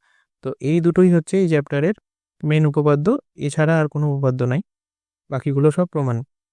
হয় 3 নম্বরে আসবে, আর যদি নাও আসে তাহলে আরও ভালো, অন্য চ্যাপ্টারের প্রমাণ আসবে তাহলে। তো সেই অনুযায়ী এবার পরেরটা যাওয়া যাক। আমাদের ইম্পর্টেন্ট যা দুটো, সেই হিসেবে এই দুটোই মাত্র ইম্পর্টেন্ট, ঠিক আছে। এর পরে যেগুলো রয়েছে সেগুলো আবার এই আগের মতো প্রমাণ বেশি। এবার পরেরটাতে যাওয়া যাক। পরেরটাতে কি বলা হচ্ছে দেখো, আচ্ছা পরে আমি আর সেভাবে করিনি, এক্সারসাইজে চলে গেছি, বা উদাহরণের অঙ্কগুলো এখানে করেছি। বেশ, এক্সারসাইজে আমরা পরের ভিডিওতে বলবো। তো এখানে উদাহরণে একটা অঙ্ক ছিল, দেখো এরকম বলছে 17 সেন্টিমিটার দৈর্ঘ্যের ব্যাসার্ধ বিশিষ্ট একটি বৃত্তের যে জ্যা কেন্দ্র থেকে 8 সেমি দূরত্বে অবস্থিত, তার দৈর্ঘ্য হিসেব করো। তো এখান থেকে আমি বৃত্তটা আঁকি প্রথমে। ধরো একটাও বৃত্ত হচ্ছে না, সব টেরা বাঁকা হয়ে যাচ্ছে। তো 17 সেন্টিমিটার দৈর্ঘ্যের ব্যাসার্ধ বিশিষ্ট বৃত্তের যে জ্যা কেন্দ্র থেকে দূরত্ব হচ্ছে 8 সেন্টিমিটার। তাহলে এটা যদি আমার জ্যা হয়, এটা যদি আমার কেন্দ্র হয়, তাহলে সেই জ্যাটার দৈর্ঘ্য কত? জ্যা যদি এবি হয়, তাহলে এবি সমান সমান 8 সেন্টিমিটার, ঠিক আছে। তাহলে ও ও ও ও ও না, এবি 8 সেন্টিমিটার নয়, ভুল হলো, এবি বলেনি, ঠিক আছে। এবি জিজ্ঞেস করেছে যে এবির মান কত হবে। কেন্দ্র থেকে দূরত্ব 8 সেন্টিমিটার, মানে এটা যদি ও হয়, এখান থেকে এই জ্যাটার দূরত্ব ওডি, ঠিক আছে, এটা হচ্ছে 8 সেন্টিমিটার, ঠিক আছে। তাহলে বৃত্তের যে জ্যা কেন্দ্র থেকে দূরত্ব 8 সেন্টিমিটার, তার মান বার করো, মানে এই জ্যায়ের দৈর্ঘ্য কত এবি আমাদের জানতে চেয়েছে, আর বৃত্তের ব্যাসার্ধ কত ও এ যদি আমি এখানে টানি, তাহলে এই ও এ হচ্ছে আমার বৃত্তের ব্যাসার্ধ, আর সেটার মান হচ্ছে 17 সেন্টিমিটার, এটা বলা আছে। তো তার দৈর্ঘ্য হিসাব করবো কি করে? প্রথমে আমরা এডি বার করবো। এবার এই ত্রিভুজটা তো আমরা জানি যে যদি দূরত্ব ন্যূনতম হয় বা দূরত্ব বলি, তার মানে কি, সেটা লম্ব দূরত্ব। সুতরাং এই ত্রিভুজটা সমকোণী ত্রিভুজ, তাহলে এখানে পিথাগোরাস অ্যাপ্লাই করা যাবে। তাহলে ও এ স্কোয়ার, অতিভুজ স্কোয়ার সমান সমান বাকি দুটো বাহুর স্কোয়ারের যোগফল, তাহলে সেটা ওডি স্কোয়ার প্লাস এডি স্কোয়ার। এবার এখানে মান বসিয়ে দাও।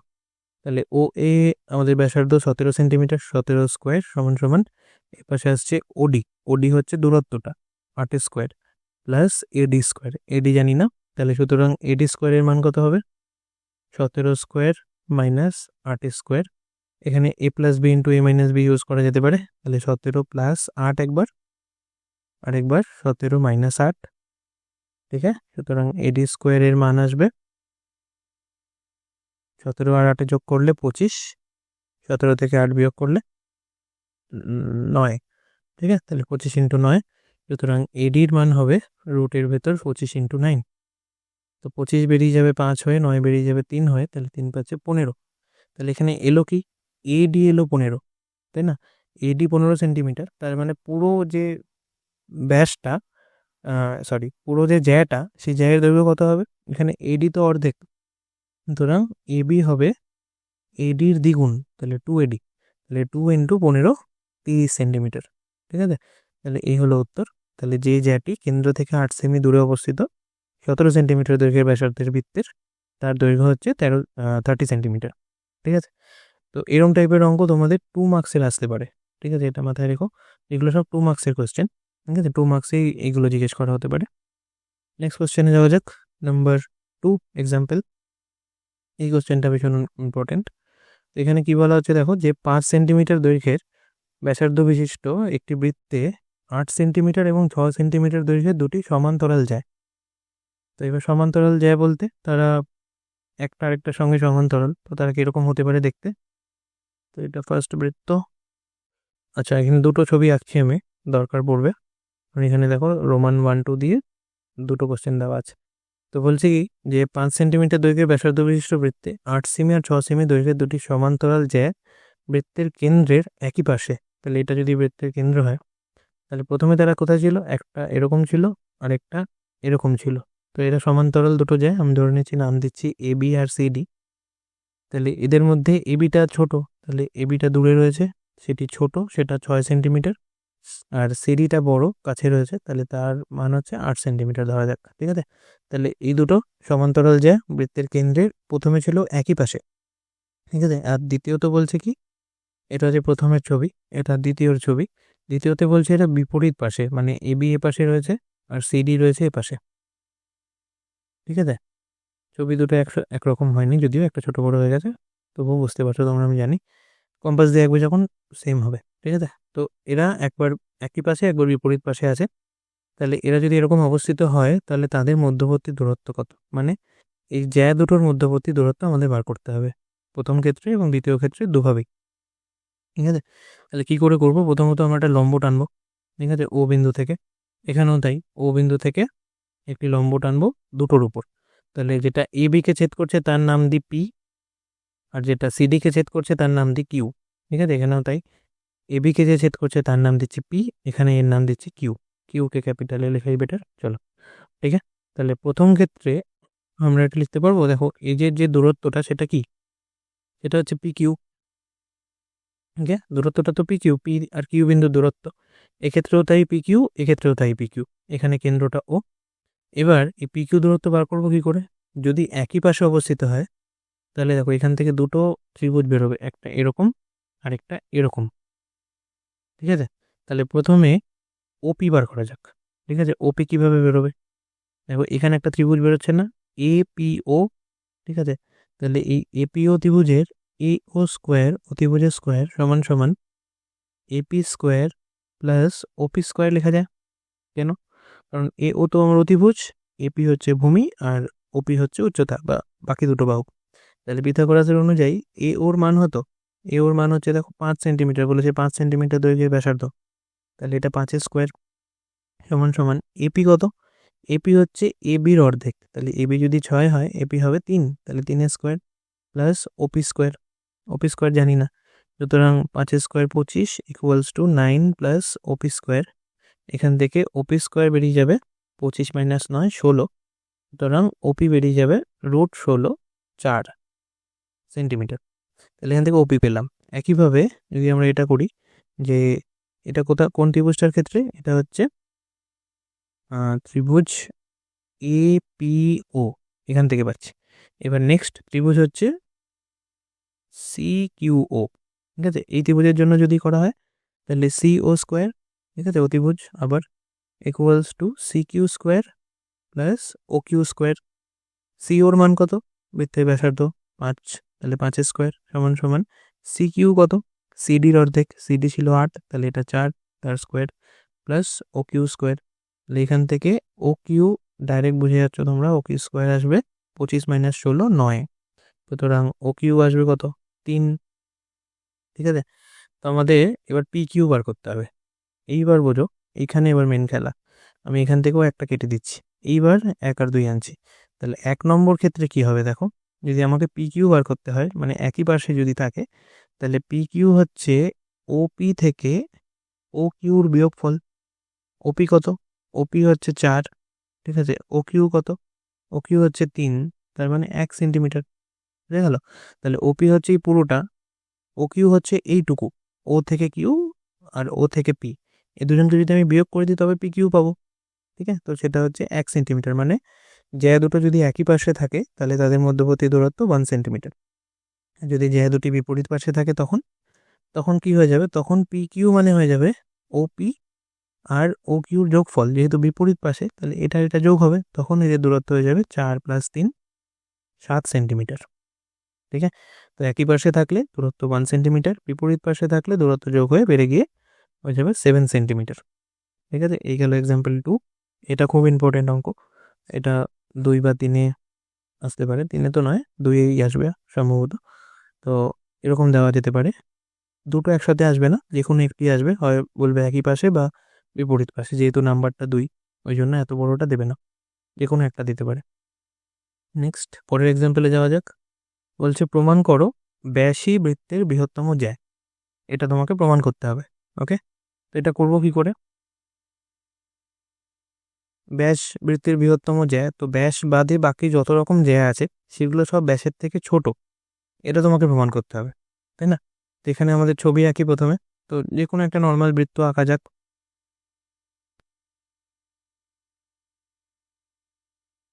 ঠিক আছে, ধরো এটা একটা ও কেন্দ্রিক বৃত্ত, ঠিক আছে? তাহলে এখানে প্রথমে একটা ব্যাস আঁকি। তো এই ধরো একটা এবি ব্যাস এরম ভাবে যাচ্ছে কেন্দ্র দিয়ে, ঠিক আছে? তাহলে এটা গেল ব্যাস। আর ব্যাস বাদে আরেকটা জ্যা হচ্ছে, সাপোজ করো পিকিউ, এটা এরকম ভাবে আছে, ঠিক আছে? পিকিউ একটা যে কোনো জ্যা, ঠিক আছে?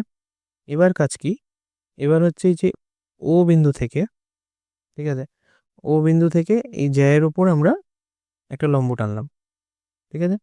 আর কি করলাম, এই ও বিন্দুর সঙ্গে জ্যায়ের একটা কোণাকে জুড়লাম, বা যে কোনো একটা প্রান্ত বিন্দুকে জুড়লাম। তাহলে এখানে প্রদত্ত কি কি রইল? প্রদত্ত হলো কি, যে ও কেন্দ্রীয় বৃত্তের, ঠিক আছে, এ বি জ্যা এবং পি কিউ, সরি, এবি হচ্ছে ব্যাস,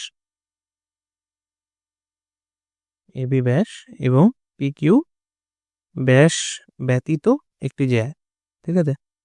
ব্যাস ব্যতীত একটি জ্যা, যে কোনো জ্যা, ঠিক আছে? এটা প্রদত্ত রয়েছে। এবার প্রমাণ কি করতে হবে? প্রমাণ তোমাকে করতে হবে যে ব্যাসই বৃত্তের বৃহত্তম জ্যা। প্রমাণ করলে কি করব, যে এবি এর যে মান এবি সেটা গ্রেটার দেন পি কিউ, মানে এবির মানটা অন্য যে কোনো একটা জ্যা আমরা ধরেছি P Q, sorry P Q জ্যা, আচ্ছা ব্যাস ব্যতীত একটি জ্যা, ওকে? তাহলে পি কিউ যেহেতু একটি সাধারণ জ্যা, তাহলে যে কোনো জ্যায়ের থেকে এবি ব্যাসের দৈর্ঘ্যটা বড়, এটা তোমাকে প্রমাণ করতে হবে, ঠিক আছে? অর্থাৎ এর সাথে লিখতে পারো, অর্থাৎ ব্যাসই বৃত্তের বৃহত্তম জ্যা, এটা প্রমাণ করতে হবে, ঠিক আছে? তাহলে এখানে অঙ্কন করব কি, আমরা এগুলো অলরেডি করে নিয়েছি। তাহলে অঙ্কন হচ্ছে, আমরা ও থেকে পি কিউ জ্যায়ের উপর একটা লম্ব টেনেছি, সেটার নাম দিয়ে দাও ধরো ও আর, ঠিক আছে? তাহলে ও আর লম্ব পি কিউ টানা হলো, ঠিক আছে? পি কিউ টানা হলো এবং ও কিউ যুক্ত করা হলো, ঠিক আছে? এই দুটো কাজ আমরা করেছি। কি করলাম তাহলে, ও বিন্দু থেকে পি কিউর উপর লম্ব টানলাম ও আর, ঠিক আছে? আরেকটা জিনিস কি করলাম, ও কিউ, ঠিক আছে, এটা যুক্ত করা হলো। এবার কাজ কি, আমাদের প্রমাণ করতে হবে যে এটা ওটার থেকে বড়, ঠিক আছে? তাহলে আমরা এখান থেকে কি পাবো, দেখো যেহেতু আমরা লম্ব টেনেছি, ঠিক আছে, তাহলে ও থেকে যে দূরত্বগুলো আমরা পি কিউর ওপর টানতে পারি, তার মধ্যে ন্যূনতম দূরত্ব কি, ও আর। তাহলে এই যে ও আর এর মান, সেটা সবচাইতে ছোট, কাদের থেকে ছোট, ও কিউ থেকে ছোট। বা শুধু ও কিউ নয়, এটা যে কোনো সমকোণী ত্রিভুজের ক্ষেত্রেই যদি তুমি ভাবো, এখান থেকে অন্য অনেক তো আমি লাইন টানতে পারি ও বিন্দু থেকে, ঠিক আছে? যতগুলো সমকোণী ত্রিভুজ এখানে তৈরি করা যাক না কেন, তাদের এই যে ও আর ব্যতীত বাকি যত বাহু আসবে এখানে ডান দিকে বা বাঁ দিকে, সবাই হবে কি, সবাই হবে সমকোণী ত্রিভুজের অতিভুজ। তাহলে সেই শর্তানুযায়ী ও কিউ এর মানটা সবসময়তেই সমকোণী ত্রিভুজের লম্বর থেকে বড় হবে, ঠিক? তাহলে সেই সূত্রানুযায়ী তুমি যদি যাও, তাহলে এখান থেকে কি লেখা যায়,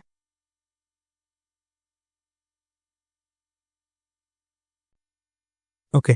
তো এখানে ও আর, তার মানটা কি, ও কিউর থেকে ছোট। এখানে আমরা যুক্তি হিসাবে কি লিখতে পারি, যেহেতু ত্রিভুজ ও আর কিউ সমকোণী, হুম, সুতরাং অতিভুজ গ্রেটার দেন অন্যান্য বাহু, হুম।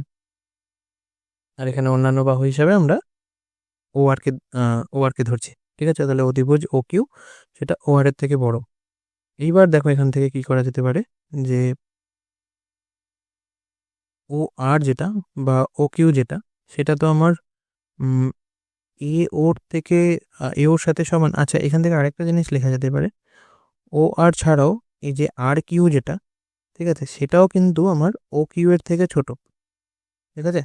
আর কিউ এর মান কিন্তু আমার ও কিউর থেকে ছোট। একই কারণ, যেহেতু বৃত্তের এই সমকোণ ত্রিভুজের অতিভুজটা বড় হয়, তাহলে অতিভুজের সাপেক্ষে এটা ছোট।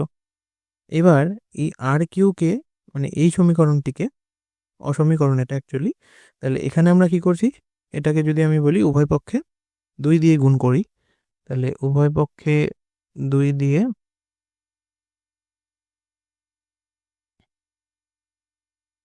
গুণ করা হলো, ধরো, তাহলে 2 দিয়ে গুণ করলে কি হবে, ধরো কোনো সংখ্যা আছে এরকম 3 আর 5, তাহলে 3-এর থেকে তো 5 বড়। এবার এটাকে যদি আমি 2 দিয়ে গুণ করি, তাহলে 6, 5 ইন্টু 2 10-এর থেকে ছোট হবে। একই কারণে এখানে 2 আর কিউ, সেটা 2 ও কিউ এর থেকে ছোট হবে, অবশ্যই ছোট হবে, কারণ 2 দিয়ে গুণ করলে যেটা বড় সেটা আরও বড় হয়ে যাবে, এটা ছোট সেটা হয়তো একটু বড় হবে, কিন্তু ওর থেকে বড় হতে পারবে না। এখান থেকে এটাকে এরকম লেখা যায়, দেখো 2 আর কিউ মানে কি, এখান থেকে তুমি লম্ব টেনেছি, তার মানে সমদ্বিখণ্ডিত হয়েছিল, তাহলে আর কিউকে যদি আমরা ডবল করি সেটা পি কিউ হয়ে যাবে, তাহলে এখানে লেখা যায় পি কিউ লেস দেন, এবার ও কিউ মানে কি, ও কিউ মানে হয়ে গেল এখানে বৃত্তের ব্যাসার্ধ, ঠিক আছে। তাহলে এটাকে আমরা 2r লিখতে পারি, 2r মানে মানে ও কিউ যেহেতু ব্যাসার্ধ, তাহলে 2r লিখছি। বা এটাকে এরকম লেখা যায় যে পি কিউ লেস দেন 2r মানে কি, আবার বৃত্তের ব্যাস, তাহলে এখানে ব্যাস কোনটা, এবি হয়ে গেল বৃত্তের ব্যাস, তাহলে P Q less than AB এটা লেখা যায়। এবার P Q less than AB বা AB greater than P Q একই কথা, সুতরাং এটা আমাকে প্রমাণ করতে হলো। ওকে, তাহলে এটাই আমাদের প্রমাণিত যে বৃত্তের ব্যাসই বৃহত্তম জ্যা। ব্যাস কোনটা এখানে, এবি, তাহলে সেটাই পি কিউ হচ্ছে যে কোনো একটি জ্যা, তাহলে সেই জ্যায়ের থেকে বড়। এবার যে কোনো জ্যায়ের থেকে বড় মানে পি কিউ ছাড়া আমি যত রকম জ্যা আঁকি না কেন সবার থেকেই এবি বৃত্তের ব্যাস হিসাবে বড় হবে, ঠিক আছে। তাহলে বৃত্তের ব্যাসই বৃহত্তম জ্যা, এটা এখানে প্রমাণিত হলো, ঠিক আছে। তাহলে এটা ইম্পর্টেন্ট কখন না, এটা 3 মার্কসের কোশ্চেন হিসেবে আসতে পারে, ঠিক আছে। এটা যে 3 মার্কসের প্রমাণ দেয়, সেখানে আসতে পারে মার্কস 3 এর, 5 মার্কসের উপপাদ্যে আসবে না, ঠিক আছে। তাহলে 3 মার্কসের প্রমাণ হিসেবে এটা জিজ্ঞেস করা যেতে পারে। নেক্সট কোশ্চেনে যাওয়া যাক। এখানে বলা হচ্ছে প্রমাণ করো কোনো বৃত্তের দুটি সমান জ্যা কেন্দ্র থেকে সমদূরবর্তী, ঠিক আছে। তাহলে এখানে ছবিটা কিরকম হবে, এটাও 3 নম্বরের কোশ্চেন হিসেবে আসতে পারে। তো একটা বৃত্ত আঁকা হলো, এবার প্রদত্ত আছে কি, কোনো বৃত্তের দুটি সমান জ্যা, মানে ধরো এদিকে আমি একটা জ্যা টানছি, তার নাম দিচ্ছি এবি, আর এ পাশে আর একটি জ্যা টানলাম, তার নাম দিলাম সিডি। তাহলে এই যে এবিসিডি এটা সমান, ঠিক আছে, এটা বলা আছে। তাহলে দুটি সমান জ্যা প্রমাণ কি করতে হবে, বৃত্তের কেন্দ্র থেকে এদের দূরত্ব যেটা সেটা সমান। দূরত্ব মানে সবসময়তেই লম্ব দূরত্ব, ঠিক আছে। তাহলে এই দূরত্ব সমান সেটা তোমাকে প্রমাণ করতে হবে, ঠিক আছে। খুব সহজ, এখানে আমাকে অঙ্কন করতে হবে, তো অঙ্কনগুলো আমি আগে করে নিই। তো এখানে এ ও, এটা ধরো ও কেন্দ্রিক বৃত্ত, তাহলে এ ও আর সি ও এই দুজনকে জুড়ে দিলাম, ঠিক আছে। তো এবার এখানে প্রদত্ত কি কি আছে, প্রদত্ত রয়েছে যে ও কেন্দ্রিক বৃত্তের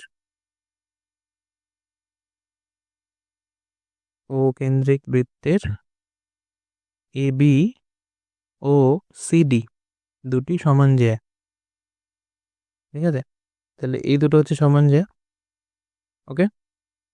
তার মানে এই দুটো জ্যা কেন্দ্রের একই পাশে থাকতে পারে কি বিপরীত পাশে থাকতে পারে, এটা কোনো বড় কথা না। একই পাশে যদি থাকে তাহলে একটা জ্যায়ের উপর আরেকটা জ্যা সমাপতিত হয়ে যাবে, বা একটা জ্যা আরেকটা জ্যাকে ছেদ করে ফেলবে, ঠিক আছে, এরকম টাইপের হবে। তো ফিগারটা একটু ঘিঞ্জি হবে, ওই জন্য আমি দুটো ভিন্ন পাশে নিয়েছি।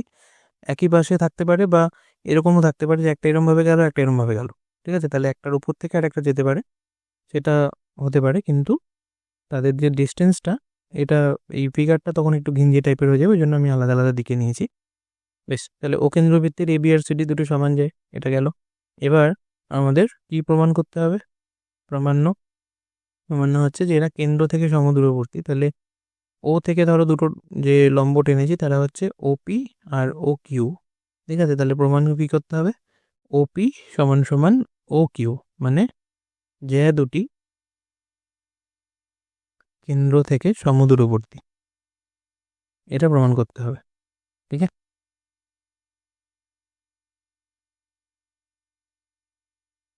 ওকে, আচ্ছা, এখানে প্রদত্ততে একটা জিনিস দেওয়া আছে, যেহেতু আমরা এখানে ধরে নিয়েছি যে সমদূরবর্তী, সুতরাং এরা লম্ব। তার মানে এখানে ও কিউ লম্ব এবি এবং ওপি লম্ব সিডি। ঠিক আছে, এটা প্রদত্ত আছে আর কি, যে যেহেতু সমদূরবর্তীর কথা আসছে, সুতরাং এদের যে মানে দূরত্বটা, এটা অবশ্যই লম্ব দূরত্ব হতে হবে। অঙ্কনে কি করলাম? অঙ্কন আমরা অলরেডি রেড কালি দিয়ে করেছি, যে এ ও এবং সিও যুক্ত করা হলো। ঠিক আছে, বেশ, এটা যুক্ত করা হলো। এবার প্রমাণে যাই। তাহলে প্রমাণ হিসাবে আমরা কি জানি?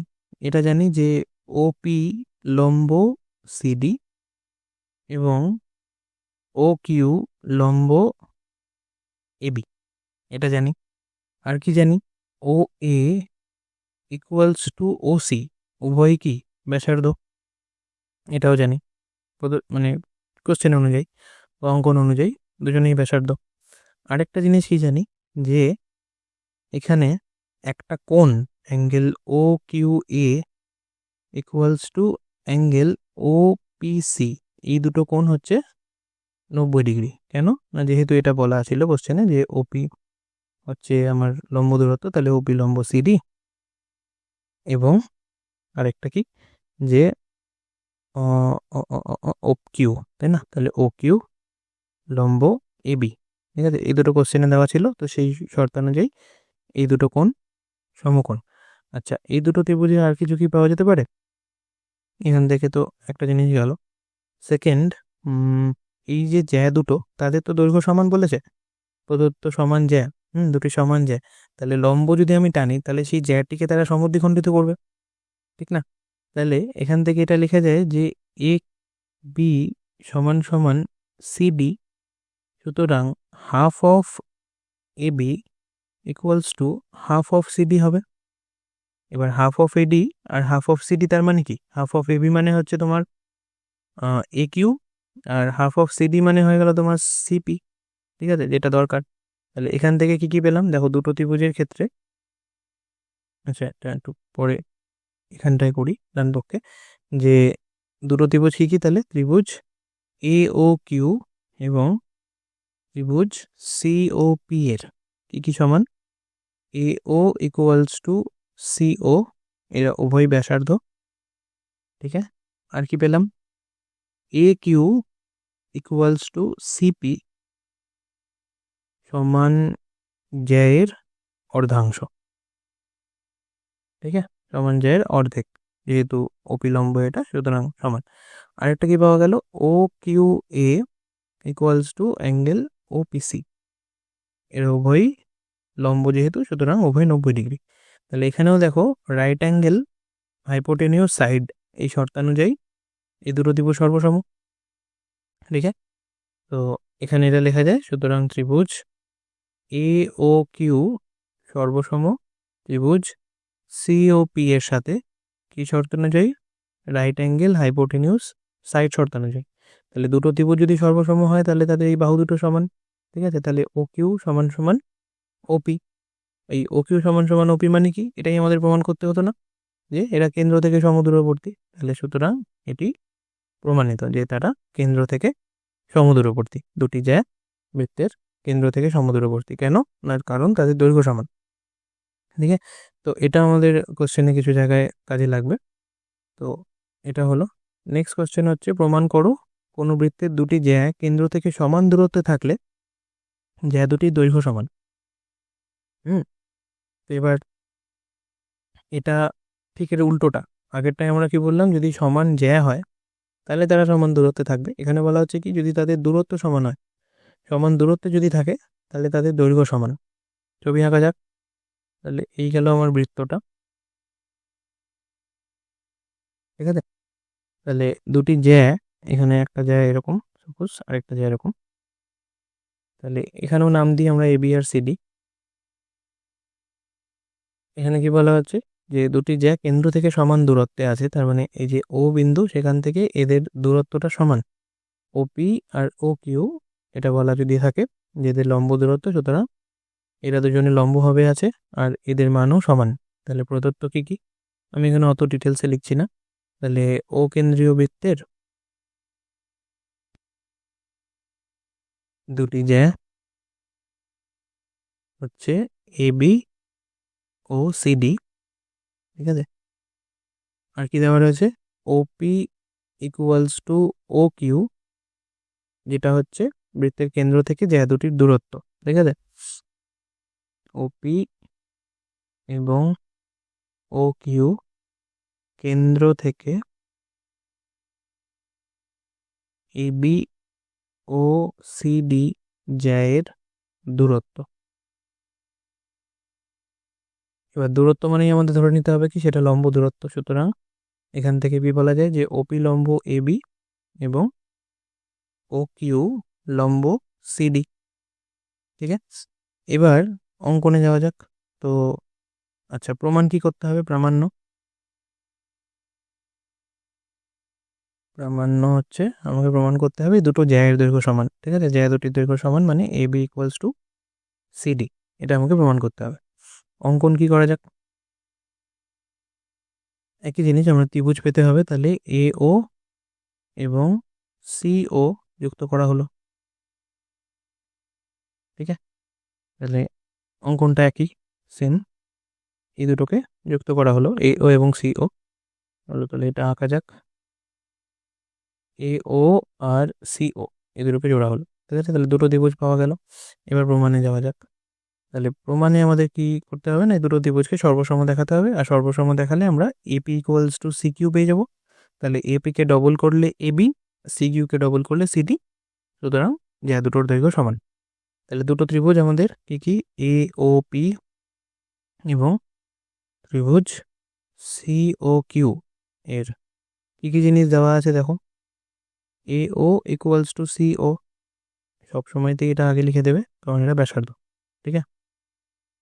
নেক্সট আর কি দেওয়া আছে, অ্যাঙ্গেল ও পি এ, দেখো এটা খুব ভালো করে খেয়াল করো, এটা 90 ডিগ্রি ও পি এ, তার সাথে অ্যাঙ্গেল ও কিউ সি, এটাও 90 ডিগ্রি, ঠিক আছে, উভয়ই 90 ডিগ্রি। যাতে কোথা থেকে পাচ্ছি, যেহেতু ওপি লম্ব এবি এবং ও কিউ লম্ব সিডি, হয়ে গেল। নেক্সট হচ্ছে এই যে দূরত্বটা, এটা তো সমান, কোশ্চেনে কি বলেছে দেখো, যে কেন্দ্র থেকে সমান দূরত্বে থাকলে, তার মানে ওপি আর সি কিউ সমান, তাহলে এখানে আমরা লিখতে পারি যে ওপি ইকুয়ালস টু ও কিউ, ঠিক আছে। তো এই দুটো ত্রিভুজের কী কী জিনিস, একটা এ ও ব্যাসার্ধ সি ওর সাথে সমান, নেক্সট হচ্ছে ওপি এ, সেটা 90 ডিগ্রি ও কিউ সি এর সাথে সমান, আর হচ্ছে ওপি আর ও কিউ এই দুটোই হচ্ছে লম্ব, যারা কেন্দ্র থেকে দুটো সমদূরবর্তী জ্যায়ের সঙ্গে তৈরি হয়েছে, সুতরাং এদের মানও সমান। এখানে সমদূরবর্তী যেহেতু বলেছে, তাহলে ওপি ইকুয়ালস টু ও কিউ, তাহলে এটা হচ্ছে প্রদত্ত। তাহলে আমরা এখানে লিখতে পারি যে এই দুটো ত্রিভুজ সর্বসম। কি শর্ত এখানে, ত্রিভুজ এ ও পি, ঠিক আছে, সর্বসম ত্রিভুজ সি ও কিউ এর সাথে। কি শর্ত দেখো, এখানেও রাইট অ্যাঙ্গেল নিয়েছি আমরা 90 ডিগ্রি, তাহলে রাইট অ্যাঙ্গেল হাইপোটেনিউস হচ্ছে এ ও আর সি ও, তাহলে হাইপোটেনিউস সাইড হচ্ছে O P R O Q, তাহলে শর্ত হচ্ছে রাইট অ্যাঙ্গেল হাইপোটেনিউস সাইড শর্তানুযায়ী, ঠিক আছে। তাহলে এই শর্তানুযায়ী দুটো ত্রিভুজ সর্বসম। এবার দুটো সর্বসম ত্রিভুজের অনুরূপ বাহু কোনগুলি, এক হচ্ছে এপি আর এক হচ্ছে সি কিউ, ঠিক আছে। অনুরূপ বাহু লেখা যায় এখানে, ঠিক আছে। তাহলে এই দুটো ত্রিভুজ সর্বসম ত্রিভুজের অনুরূপ বাহু। এবার দুপক্ষে যদি আমি 2 গুণ করি, তাহলে 2AP ইকুয়ালস টু 2CQ, বা এই যে 2AP, এটা মানে হয়ে গেল আমার এবি, ঠিক। আবার 2CQ সেটা মানে হয়ে গেল আমার সিডি। তার মানে এখানে এটা লেখা যায় যে জ্যা দুটির দৈর্ঘ্য তাহলে সমান, তাহলে সমদূরবর্তী জ্যা দুটির দৈর্ঘ্য সমান, এটা এখানে প্রমাণিত হলো, ঠিক আছে। তো এই গেল এর প্রমাণ। এটাও 3 নম্বরের কোশ্চেন হিসাবে আসতে পারে, ঠিক আছে, আগেরটারই জাস্ট রিভার্স, এটা একই রকম প্রমাণ। তো এটাও ইম্পর্টেন্ট, এটারও মার্কস কিন্তু 3, যাতে 5 মার্কস এগুলো আসবে না। ওকে, নেক্সট, আচ্ছা নেক্সট আমরা আর কিছু করিনি, তো এক্সাম্পল হিসাবে এই কটা অঙ্কই আমরা করেছি। বইতে আরও একটা দুটো অঙ্ক নিজে করি রয়েছে বা এক্সাম্পলে করে দেওয়া রয়েছে, তোমরা বাড়িতে প্র্যাকটিস করতে চাইলে সেগুলো দেখে দেখে করতে পারো। আর এরপরে আমরা চলে যাবো এক্সারসাইজ 3.2-তে। 3.1 তোমাদের বাড়ির কাজ, ঠিক আছে? তো প্রথমে যেগুলো রয়েছে থিওরিটিক্যাল পার্ট, ওটা একটু পড়ে নিয়ে তোমরা 3.1 ইজিলি অ্যান্সার করতে পারবে। তো সেটা করে নিয়ে তোমরা তারপরে 3.2-তে যাবে।